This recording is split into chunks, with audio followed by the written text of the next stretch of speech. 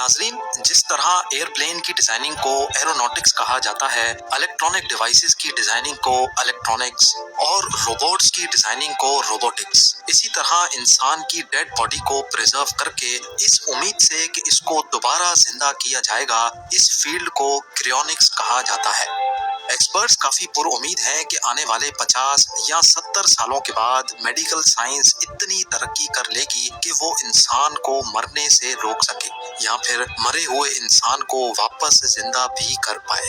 इसी वजह से जिन लोगों को मरने के बाद वापस इसी दुनिया में जिंदा होने का शौक है और वो मेडिकल साइंस पे इतना भरोसा भी रखते हैं, उनके लिए स्कॉट्सडेल एरिजोना में एलकोर नामी कंपनी का हेड ऑफिस मौजूद है।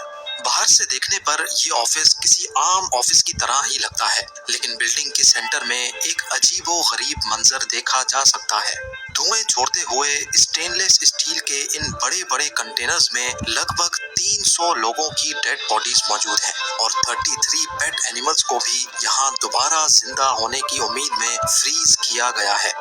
यहाँ इंसान की मौत को उस अंदाज से नहीं देखा जाता जैसे हम देखते हैं, बल्कि एलकोर की टीम का मानना है कि ये लोग भी नॉर्मल इंसान हैं, बस उनका दिल नहीं धड़कता और वो एक लंबे अरसे तक चुपचाप सो रहे हैं। इसके अलावा इनकी बॉडी का हर एक पार्ट बिल्कुल परफेक्ट कंडीशन में है। हम ये भी कह सकते हैं कि इन 300 लोगों के लिए वक्त अगली कई दहाइयों के लिए रुक गया है। 70 सालों के बाद अगर वाकई मेडिकल साइंस इनको जिंदा करने में कामयाब हो गई तो ये अपने फ्यूचर में वापस जिंदा किए जाएंगे, जैसा कि टाइम मशीन या टाइम ट्रेवल जैसी साइंस फिक्शन मूवीज में देखा जाता है।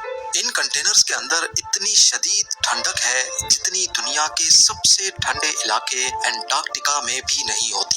लिक्विड नाइट्रोजन से भरे हुए इन कंटेनर्स के अंदर का टेम्परेचर हैरत अंगेज तौर पे -196 डिग्री सेल्सियस होता है, जिसको कंप्यूटर की मदद से 24/7 कंट्रोल किया जाता है और पावर आउटेज की सूरत में बैकअप जनरेटर्स भी मौजूद हैं।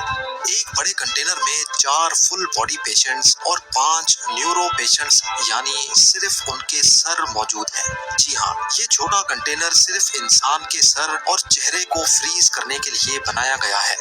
300 में से 116 पेशेंट्स ने सिर्फ अपने सर फ्रीज करवाए हैं, जिसमें उनका ब्रेन और उसमें मौजूद तमाम मेमोरीज और डाटा 100% सेफ है। क्रियोनिक्स रिसर्चर्स का मानना है कि जब इनको वापस जिंदा किया जाएगा तो इनका सिर्फ फेस और ब्रेन इनका अपना होगा, जबकि इनके बकाया बॉडी पार्ट्स आर्टिफिशियल होंगे। इनको अपने मरने से पहले की तमाम चीजें अच्छी तरह याद होंगी और वो अपने ब्रेन को वैसे ही इस्तेमाल कर पाएंगे जैसा एक नॉर्मल इंसान करता है। इनकी आर्टिफिशियल बॉडी इनके अपने ब्रेन से सिग्नल भी रिसीव करेगी और इनका आर्टिफिशियल हार्ट वैसे ही ब्लड को पंप करेगा जैसे असली दिल करता है। लेकिन सवाल ये है कि ये सब मुमकिन कैसे होगा? क्रियोनिक्स इतना सिंपल भी नहीं है जितना हमें नजर आ रहा है। सिर्फ लिक्विड नाइट्रोजन में बॉडी को डाल देने से काम नहीं चलेगा, बल्कि ये एक फुल प्रोसेस है और बहुत कॉस्टली भी।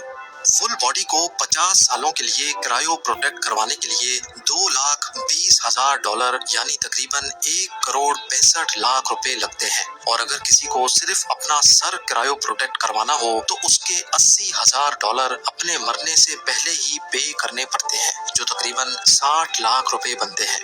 कंडीशंस एक्सेप्ट करने के बाद जब सारी डॉक्यूमेंटेशन कंप्लीट हो जाती है तो अब पेशेंट का नाम एलकोर की वेटिंग लिस्ट में शामिल कर लिया जाता है।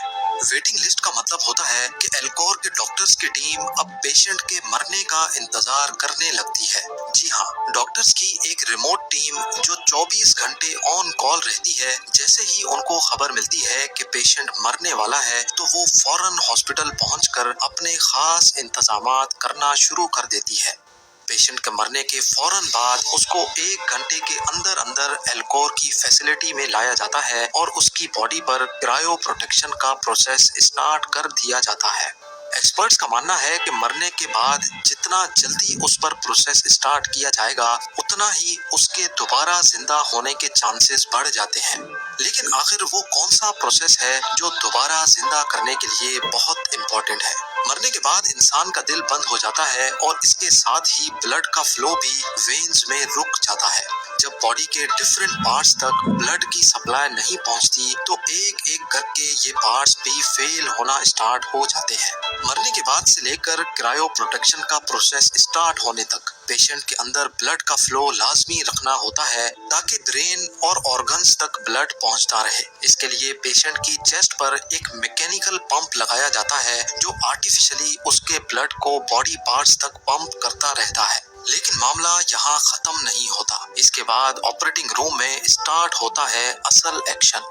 یہاں پیشنٹ کی باڈی میں سے سارا خون ایک پمپ کی مدد سے نکال لیا جاتا ہے اور اس خون کی جگہ ایک خاص کیمیکل واپس باڈی میں ڈال دیا جاتا ہے۔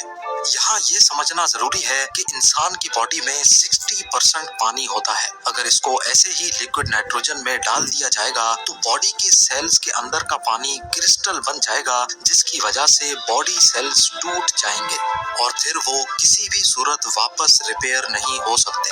ایلکور کے ڈاکٹرز کا ماننا ہے کہ پیشنٹ کے آرگنز کو صحیح سلامت رکھنے کے لیے اس کی وینز میں اینٹی فریز لیکوڈ ڈالا جاتا ہے اور پھر باڈی کے ٹیمپریچر کو آہستہ آہستہ ڈراپ کیا جاتا ہے۔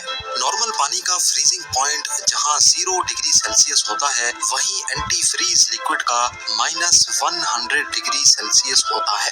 اس کا فائدہ یہ ہے کہ جب باڈی کا ٹیمپریچر ڈراپ ہو رہا ہوتا ہے تو آرگنز اس خاص اینٹی فریز لیکوڈ سے پہلے ہی فریز ہو جاتے ہیں۔ باڈی کا ٹیمپریچر ڈراپ ہوتے ہوتے ایک پوائنٹ ایسا آتا ہے جب باڈی کسی شیشے کی طرح پتھر بن جاتی ہے اور اس پوائنٹ پہ باڈی کو اٹھا کر لیکوڈ نائٹروجن ٹینک میں ڈال دیا جاتا ہے جہاں -196 ڈگری سیلسیس میں وہ ہمیشہ ہمیشہ کے لیے بھی پریزرو رہ سکتی ہے۔ پوری باڈی کو کرائیو پروٹیکٹ کرنے کے لیے ڈاکٹرز کی ٹیم کو 12 گھنٹے لگتے ہیں، جبکہ جن پیشنٹس نے صرف اپنے سر کو پریزرو کرنے کا آپشن چوز کیا ہوتا ہے اس میں ڈاکٹرز کو 6 گھنٹے کا پروسیجر کرنا پڑتا ہے۔ برین کو کرائیو پروٹیکٹ کرنے کے بعد اس کو بھی کنٹینر میں ڈال کر نائٹروجن ٹینک میں رکھ دیا جاتا ہے۔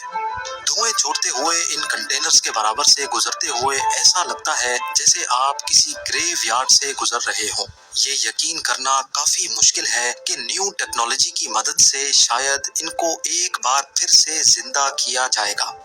ہر کنٹینر کے باہر ان کے اندر موجود پیشنٹس کی فوٹو بھی لگائی جاتی ہیں اور ان کی فیملی ریگولر ان کو وزٹ بھی کر سکتی ہے۔ انہی پیشنٹس میں کیلیفورنیا سے تعلق رکھنے والی انیتا رسکن بھی ہیں۔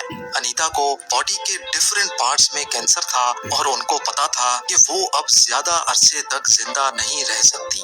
اسی وجہ سے انہوں نے خود کو دوبارہ زندہ کرنے کی امید میں جیتے جی اپنے آپ کو ایلکور میں رجسٹر کروا لیا۔ انیتا کی زندگی کے آخری دنوں میں انہوں نے کئی ٹی وی انٹرویوز بھی دیے اور حتیٰ کہ اپنے اوپر ہونے والے کریونکس پروسیجر کو بھی شوٹ کرنے کی پرمیشن دی۔